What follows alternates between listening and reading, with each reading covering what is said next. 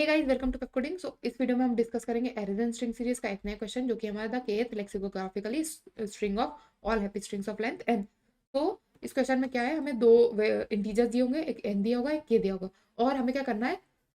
देखो, सबसे पहले तो हमें क्या करना है कि हमें यहाँ पे बताएगा कि हैप्पी स्ट्रिंग क्या होती है। तो जैसे कि यहाँ लिखा है happy string is a string that consist only of letters of the set a b and c, okay, where s of I is not equal to s of I plus 1 for all values of I from 1 to s dot length minus 1। तो first of all let's discuss कि happy string क्या होती है। Happy string सबसे पहले तो वही string होगी जो ए बी और सी से मिलकर बनी होगी, मतलब इन तीनों लेटर्स के अलावा उसमें कोई लेटर नहीं होगा, ठीक है। तो जैसे मान लियो ए बी सी, ये मेरी हैप्पी स्ट्रिंग है। ए सी ए, ये मेरी एक हैप्पी स्ट्रिंग है। ए बी ए, ये मेरी एक हैप्पी स्ट्रिंग है। बी ए बी, ये भी मेरी एक हैप्पी स्ट्रिंग है, ठीक है। लेकिन हैप्पी स्ट्रिंग्स ये मेरी हैप्पी स्ट्रिंग्स नहीं हो सकती, क्योंकि ये वाला और ये वाला दोनों सेम नहीं होना चाहिए। मतलब ये दोनों, मतलब कोई भी दो कंसेक्यूटिव कैरेक्टर सेम नहीं होना चाहिए, ठीक है। तो हमारी, जैसे ये हमारी एक हैप्पी स्ट्रिंग नहीं है, ए बी भी हमारी एक हैप्पी स्ट्रिंग नहीं है, ए सी सी हमारी एक हैप्पी स्ट्रिंग नहीं है, ठीक है। तो ये हमारी हैप्पी स्ट्रिंग्स है, ये वाली सारी, ओके। तो अब ऐसे हमें क्या दिया है, एक एन दिया है, एक के दिया है। तो हमें क्या करना है, एन लेंथ की केथ हैप्पी स्ट्रिंग बतानी होगी, ठीक है। तो देखो, मान सबसे पहले कंसिडर करते हैं टू लेंथ की हैप्पी स्ट्रिंग। टू लेंथ की हैप्पी स्ट्रिंग्स क्या क्या हो सकती है, ए बी, है ना, ए सी, या फिर बी ए बी सी, होगी सी बी, और सी ए, और सॉरी सी बी, ठीक है। ये हमारे पास टू लेंथ के लिए हमारे पास 6 हैप्पी स्ट्रिंग्स बनी। अब देखो, इसमें बोला कि अगर के, इसमें बोला के इज इक्वल टू 4, मतलब कि ये बोलेंगे कि फोर्थ लेक्सिकोग्राफिकली स्मॉलेस्ट हैप्पी स्ट्रिंग मुझे बता दो, तो हमारे पास होगी बीसी, ठीक है। ये हमारी क्या होगी, fourth smallest lexicographically smallest happy strings, okay. तो हमें यही हैप्पी स्ट्रिंग को रिटर्न कराना है, क्योंकि एन हमें कुछ दिया होगा। अब जैसे एन बड़ा दिया होगा 2 से, तो उसके लिए तो बहुत सारी हैप्पी स्ट्रिंग्स हो सकती है। तो हमें उस स्ट्रिंग्स में से केथ वाली smallest happy string, lexicographically smallest happy string को रिटर्न कराना है, ओके। तो ये देखते हैं इसको आप कैसे सॉल्व करेंगे हम। सबसे पहले मेरे पास 3 कैरेक्टर है, ए बी और सी, ठीक है। तो इस ए के इन यहाँ से कैसी कॉल्स लगेंगी मेरी, ये देखते हैं अब हम। तो बहुत सारी मल्टीपल स्ट्रिंग्स बन सकती हैं।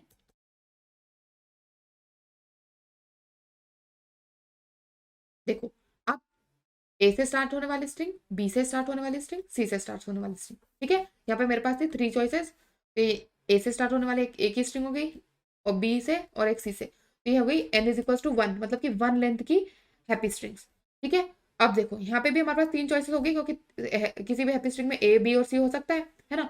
लेकिन अब जब ए आ गया, तो ए के बाद तो ए आ सकता है नहीं, क्योंकि कंसेक्यूटिव कैरेक्टर्स चाहिए नहीं। तो हमारे पास इसके पास कितनी चॉइस है, सिर्फ 2। सिमिलरली इसके पास कितनी चॉइस है, सिर्फ 2। या तो ए हो सकता है इसके पीछे, या बी, या सी, सॉरी, है ना। इसके पास भी सिर्फ 2 चॉइसेस है, या तो बी होगा, है ना, या तो सॉरी ए होगा, या तो फिर बी होगा, है ना। तो यहाँ पे देखो, अब बनी मेरे पास A B, A C, B A, B C, C A, C B, है ना। ये मेरी बन गई एन इज इक्वल टू 2, मतलब 2 लेंथ की हैप्पी स्ट्रिंग्स। अब देखो, यहाँ पे इसके पास 2 चॉइसेस है, इसके पास 2 चॉइसेस है, इसके पास 2 चॉइसेस है, इसके पास फिर से 2 चॉइसेस है। मतलब कि फर्स्ट लेवल के बाद, मतलब इस लेवल के बाद हर स्ट्रिंग के पास सिर्फ 2 चॉइसेस होगी, क्योंकि वो सेम खुद जैसा कैरेक्टर्स नहीं ले सकता, है ना। अदर जो बाकी 2 बचे वही कैरेक्टर होंगे, तो इसलिए हमेशा एन इज इक्वल टू 1 के बाद तो 2 ही चॉइसेस होंगी, ठीक है। यहाँ पे चॉइस आएगी ए बी के लिए, मेरे पास आएगी एक, तो या तो ए आएगा या सी आएगा। ए सी के लिए आएगा हमारे पास या तो ए आएगा या बी आएगा। और बी ए के लिए हमारे पास आएगा, थोड़ी सी स्पेस बनाती हूँ मैं इधर,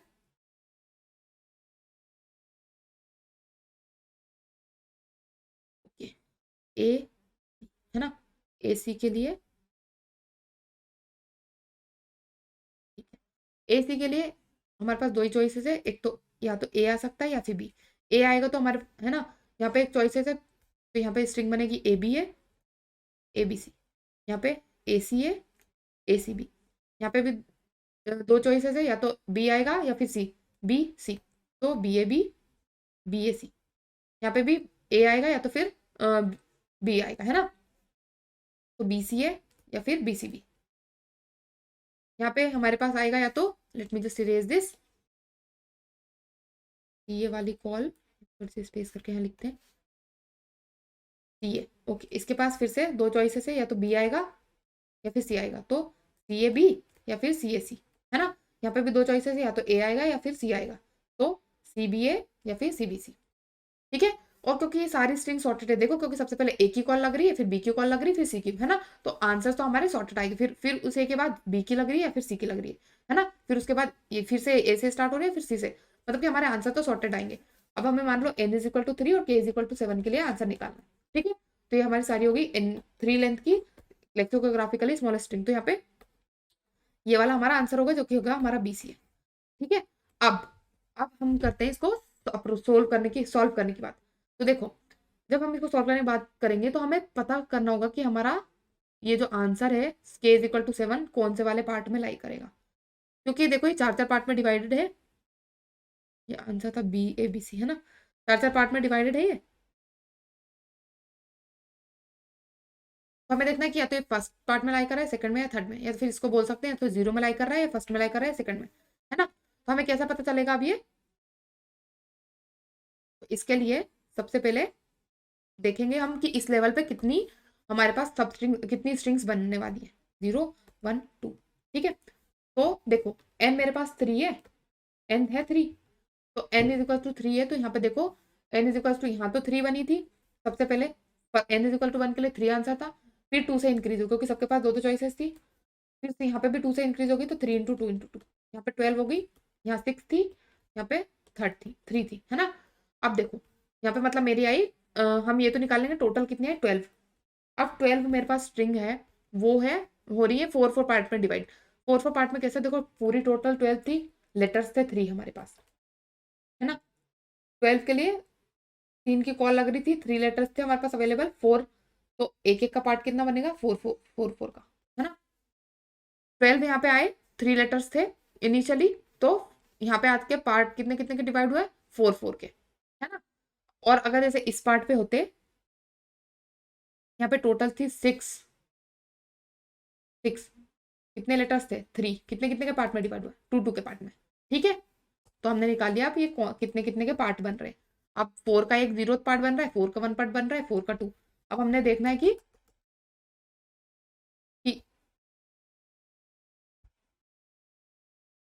अब हाँ ठीक है, अब हमने देखना है कि ये जो 4th का पार्ट है, 4 का ये वाला पार्ट है, हमें कैसे पता चलेगा कि 4 के फर्स्ट वाले पार्ट में 7th आंसर लाई कर रहा होगा, सेकंड में कर रहा होगा या थर्ड में। ठीक है, तो k इज इक्वल टू 7 है हमारे पास, और टोटल हमारे पास है 12, है ना। 12/3 किया तो हमें पता चल गया कितने कितने पार्ट है, हमारे पास सिंगल पार्ट आ गया 4 के बराबर। अब मैं जब इस 7 को 4 से डिवाइड करूंगी तो ये मुझे देगा 1, मतलब कि ये बता रहा है कि ये मेरे फर्स्ट पार्ट में लाइक कर रहा होगा, है ना। तो इससे मुझे पता चल गया कि कौन सी नेक्स्ट कॉल कौन सी वाले पार्ट के लिए लगेगी, तो नेक्स्ट कॉल मेरी लगेगी फर्स्ट पार्ट के लिए। लेकिन अभी देखो मुझे ना इसके लिए k माइनस माइनस करना पड़ेगा। अगर देखो 7 मेरे को निकालना मतलब मुझे मान लो कि 8th निकालना होता, तो 8th वाली स्ट्रिंग भी यहीं पे लाई कर रही है, ये जीरो इंडेक्सिंग मान लो 2 3, first second third fourth fifth six seventh eighth, तो जो हमारी 8th स्ट्रिंग है ना वो भी मेरी फर्स्ट में लाई कर रही है, तो जब मैं 8/4 करूंगी तो ये मेरे को 2 देगा, लेकिन हमें तो 2 चाहिए ही नहीं, क्योंकि हमारा तो फर्स्ट में लाई कर रहा, तो हम पहले ही k माइनस माइनस कर लेंगे, तो ये हो जाएगा इससे 7/4। और हमें फर्स्ट पार्ट जब हमें 8th वाली स्ट्रिंग निकालनी होती है ना, तो भी हमारा कॉल फर्स्ट में ही लगता है। ठीक है, इसलिए हम पहले एक बार k माइनस माइनस कर लेंगे। ठीक है जी, तो अब हम k माइनस माइनस करके हमें पार्ट भी पता चल गया, मतलब हमारी नेक्स्ट कॉल फर्स्ट पार्ट के लिए लगेगी, हमें ये भी पता लग गया, है ना।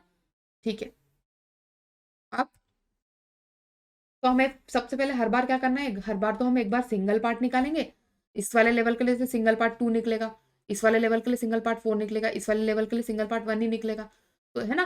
तो हमें हर बार ये भी देखना है, हमें हर बार सिंगल पार्ट निकालना है हर लेवल के लिए, n=1 n=2 n=3 के लिए, और फिर हर बार उसके लिए टोटल भी बदलेगा, टोटल हमारा 3 इंटू 2 इंटू 2 कर करके बदलता जाएगा, है ना।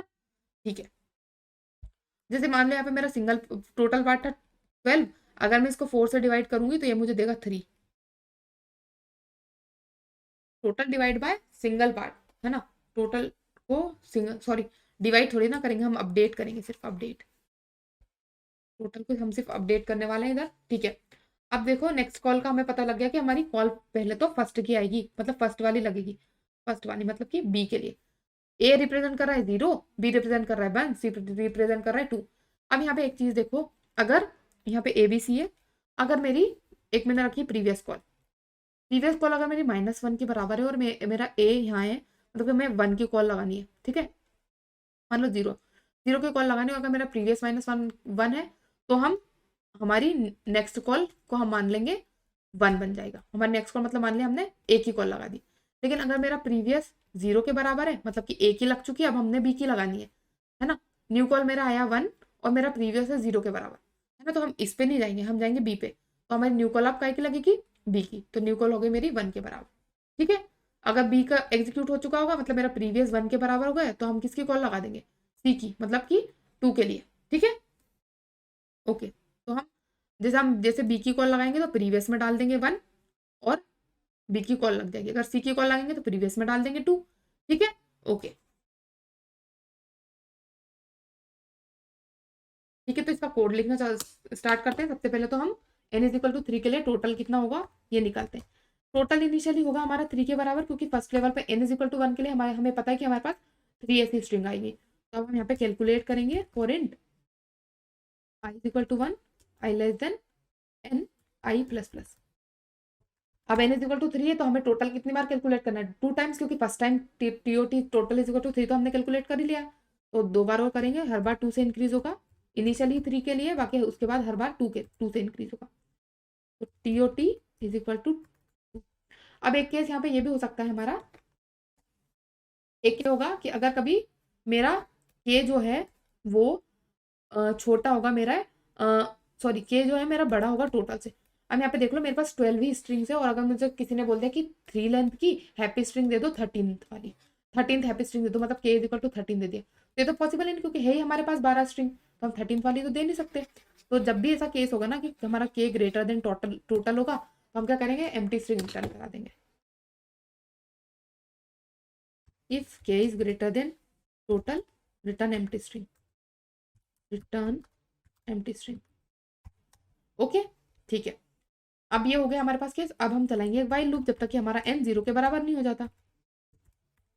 n 0 का होने का मतलब क्या है कि हमने तीनों लेवल पे हम आ गए। अब यहाँ पे बनेंगे वेरिएबल्स। सबसे पहले तो मैं बनाती हूँ स्ट्रिंग आंसर, इनिशियली होगी एम्प्टी स्ट्रिंग। फिर अब उसके बाद एक बनेगा प्रीवियस कॉल, प्रीवियस कॉल हमने 0 से माना है, तो प्रीवियस कॉल को हमने कर दिया 0 -1, ठीक है, क्योंकि 0 के लिए प्रीवियस है -1। एक होगी न्यू कॉल, और एक होगी, एक पहली बार हमने बोला है कि हमने के को भी माइनस माइनस करना है, क्योंकि हमें सिंगल पार्ट निकालना है, ठीक है, सिंगल पार्ट के हमें न्यू कॉल कौन सी वाले होगी वो निकालना है, ठीक है। एक न्यू कॉल हमें चाहिएगा, एक के माइनस, और इसके बाद हमें इन calls, total number of calls कितनी है, 3 इनिशियली। फिर वाइल लूप में हम उसको 2 से अपडेट कर देंगे, ठीक है, ओके। अब यहाँ पे देखो, सबसे पहले हमको निकालना है single part. In single part हमारा क्या होगा, टोटल, टोटल को डिवाइड कर दो 3 से, मतलब नंबर ऑफ कॉल्स है इनिशियली, ठीक है, टोटल को डिवाइड कर दो कॉल्स से। फिर अब इसके बाद हम चेक करेंगे, फिर हमको निकालना है न्यू कॉल, मतलब नेक्स्ट कॉल हमारी क्या होगी, नेक्स्ट कॉल होगी हमारी के जितना भी के था, के को डिवाइड कर दो, total is equal, single part हमने निकाल लिया, न्यू कॉल निकालना है। सबसे पहले न्यू कॉल को लिखते हैं, न्यू कॉल के डिवाइड बाय सिंगल पार्ट, बताया था ना के क्या था 7 है और सिंगल पार्ट 4 है, के डिवाइड बाय 4 मतलब कि 7/4 हमें देगा 1, है ना। तो हमें पता चल गया कि हमारी न्यू कॉल तो लगेगी फर्स्ट पार्ट वाली। तो अब हम यहाँ पे चेक करेंगे, अब if new call = 0, =0, it means अगर हमें 0 की मतलब एक ही कॉल लगानी है, अगर एक ही कॉल लगानी है, और प्रीवियस यहाँ पे चेक करेंगे हम, अगर हमारा प्रीवियस == -1 है, मतलब कि हमारी अभी तक कोई कॉल नहीं लगी है, तो हम प्रीवियस को यहाँ पे कर देंगे, प्रीवियस में डाल देंगे 0, है ना। अदरवाइज क्या करेंगे, अगर 0 वाली कॉल लगी होगी तो हम प्रीवियस में, सॉरी पी कॉल में डाल देंगे 1, ठीक है। यहाँ पे प्रीवियस की जगह पी कॉल आएगा, पी कॉल = 0 और पी कॉल = 1, ठीक है। Elif my N call equal to 1। अगर एन कॉल 1 की है, 1 के बराबर है ना, तो हम यहाँ पे चेक करेंगे, न्यू कॉल 1 की है, मतलब कि अब यहाँ पे बी की कॉल लग रही है। अब हम चेक करेंगे कि if my previous equal to -1, इसका मतलब कि अभी तक कोई कॉल ही नहीं लगी, या तो फिर यहाँ पे प्रीवियस की जगह पी कॉल आएगा इक्वल टू -1, और पी कॉल इक्वल टू 2। या तो हमारी प्रीवियस कॉल जो है वो सी की लगी होगी, या तो फिर अभी तक कोई जीरो की भी कॉल नहीं लगी, मतलब अभी तक कोई कॉल, या तो फिर सी की कॉल लगी होगी या फिर जीरो की, है ना। तो ही हम क्या करेंगे, तो ही हम प्रीवियस कॉल को 1 बनाएंगे, मतलब कि प्रीवियस कॉल को 1 बनाने का क्या मतलब कि करंट की हम अभी के जो 1 है, 1 वाली कॉल लगा के उसमें प्रीवियस कॉल में हमने डाल दिया 1। अदरवाइज क्या करेंगे, 2 की कॉल लगा देंगे, पी कॉल इक्वल टू 2। ठीक है, हाँ, else P call equal to 2। यहाँ पे तो लगेगा ही सही, एल्स वाली कंडीशन है, जब मेरी एन कॉल इक्वल टू 2, तो वहाँ पे हम प्रीवियस कॉल 2 के बराबर लगा देंगे। ओके, यहाँ पे अब हमको टोटल को अपडेट करना है, क्योंकि हर बार टोटल चेंज हो रहा है, तो टोटल को मैंने सिंगल पार्ट से अपडेट कर दिया। और यहाँ पे क्या होगा, एक और चीज हमने अपडेट करनी है, वो है मेरा के। अब मेरा के इनिशियली 7 था, अब हम ऊपर वाले लेवल पे जा रहे हैं, तो वो डिक्रीज हो जाएगा, तो वो हो जाएगा एस पार्ट इंटू कौन सी वाली कॉल लगी थी, सिंगल पार्ट। मतलब अगर फर्स्ट पार्ट की लगी होगी तो 4 से डिक्रीज होगा, है ना। मतलब जो अगर करंट वाली कॉल हमारी फर्स्ट की लगी होगी तो वो 4 से डिक्रीज होगा, क्योंकि पिछले 4 को तो हमें काउंट नहीं करना, तो हमारा के जो है वो 4 से कम हो गया, मतलब कि इधर आके 3 हो गया, है ना। क्योंकि इस वाले में हमें थर्ड, इस वाले जो देखो यहाँ पे देखो, यहाँ पे मेरा के 7 था ना, इसके लिए तो मेरा के 7 था। अब जब हम इस वाले पार्ट के लिए देखेंगे ना, तो अगर जैसे 7 टोटल मेरा था 12, 7 हमारी के था, के इनिशियली था 7, और हमारी फर्स्ट पार्ट क्या था 4, और हमारी फर्स्ट कॉल लगी थी मान लो 1 की, तो हम के को डिक्रीज करेंगे 4 से, तो के हमारे पास 3 आ जाएगा, के आ जाएगा 3 का मतलब अब हमें जो नेक्स्ट कॉल लगेगी उसमें उसके थर्ड पार्ट में देखना है, मतलब कि इसके यहाँ पे जो नेक्स्ट कॉल है, मतलब कि इस वाले के थर्ड पार्ट में, मतलब कि जो हमारा है बीसी है ना, कि इस वाले आंसर के लिए हमारी कॉल थर्ड होगी, मतलब कि 1 2 3, इसके लिए हमारा के, पर इसका जो आंसर आएगा उसमें से थर्ड हमारा आंसर होगा, समझ आए। इसलिए के को हम अपडेट कर दे रहे हैं सिंगल पार्ट पे, single part into new call से। अब इसके बाद आंसर में ऐड करेंगे, answer is equals to care a plus previous call. फिर इसके बाद हम क्या करेंगे, के को अपडेट कर दिया, टोटल को अपडेट कर दिया, कॉल्स को कर देंगे 2, क्योंकि कॉल्स हमारी अब 2 की लगेगी, और हम रिटर्न करा देंगे आंसर को, रिटर्न आंसर। अब इसको एक बार रन करा के देखते हैं। 23 प्रीवियस इक्वल टू -1, 23 और 32। 23 पे देखो पी कॉल आएगा सबसे पहले, पी कॉल 32 में क्या हो गया, if P call is equal to -1 और bad operand, P call is equal to -1 और P call is equal to 2। ठीक है, अब इसको रन करा के देखते हैं। If p is equal to -1, कौन सी लाइन में, 23, line number 23, p call, it should be p call. ठीक है, सक्सेसफुल। अब इसको सबमिट करा के देखते हैं।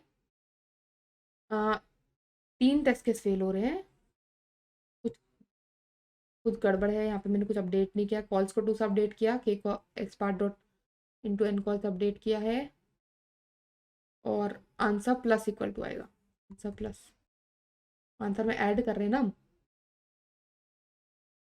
यहाँ पे एक टेस्ट केस और फेल होगा, जो है हमारा अभी भी नहीं हो रहा अपडेट, एक सेकेंड देखते हैं। ओके, यहाँ पे समझ आ गया, यहाँ पे हमारा आएगा 0।